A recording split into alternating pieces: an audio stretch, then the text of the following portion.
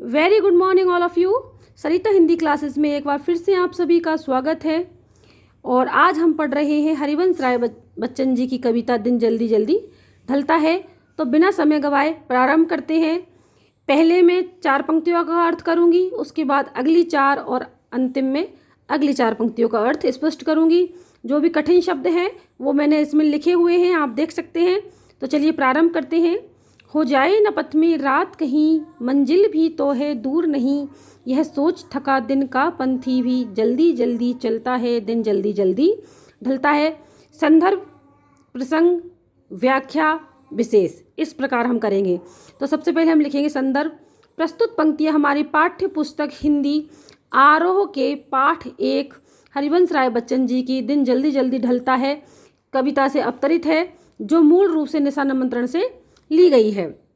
इसमें कवि जीवन की सच्चाई को बता रहे हैं कि जो समय है वह बहुत ही तीव्र गति से गुजर रहा है और जो भी इंसान है, जो भी पक्षी हैं, जो भी हैं, वो जल्दी जल्दी अपने कार्य को पूरा कर लेना चाहते हैं, क्योंकि चाहे वो जल्दी करें या धीरे, समय किसी के लिए नहीं रुकेगा और एक दिन समय समाप्त हो जाएगा। तो चलिए अब करेंगे हम व्याख्या। कवि क्या कह रहे हैं? हो जाए न पथ में रात कहीं, मंजिल भी तो है दूर नहीं, यह सोच थका दिन का पंथी भी, जल्दी जल्दी चलता है दिन जल्दी जल्दी ढलता है। कवि कह रहा है कि जो ये जीवन, जो हमारा जीवन है वह निरंतर ढल रहा है, निरंतर आगे बढ़ रहा है।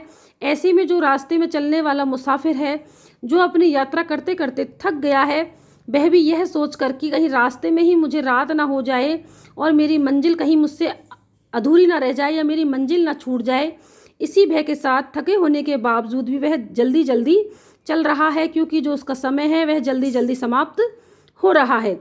अगली 4 लाइनें।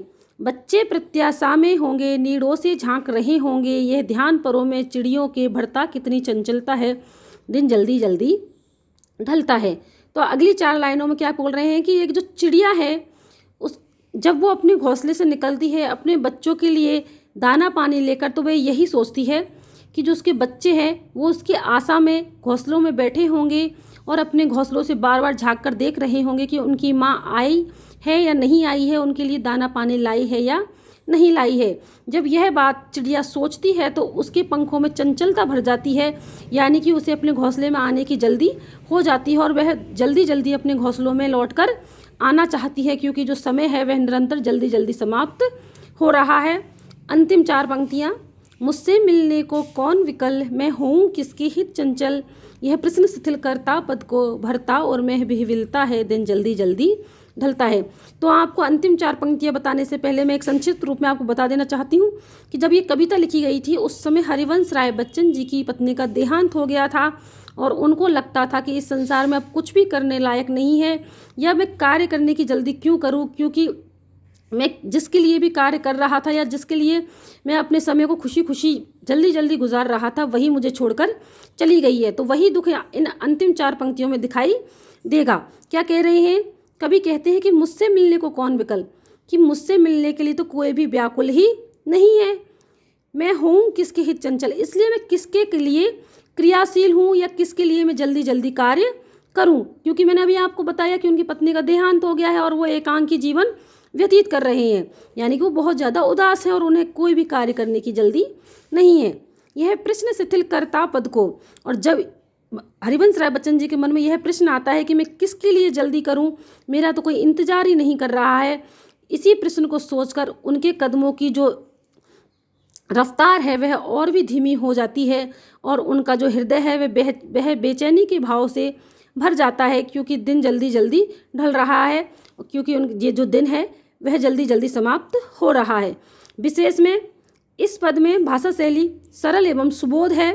दूसरा आप लिखेंगे, इसमें जीवन के सबसे बड़े सत्य को बताया गया है कि कोई कार्य जल्दी करे या धीरे करे, जो समय का पहिया है वह निरंतर चल रहा है और एक दिन मनुष्य को या हर वो जीव जिसने जन्म लिया है उसे मृत्यु को प्राप्त करना ही करना है।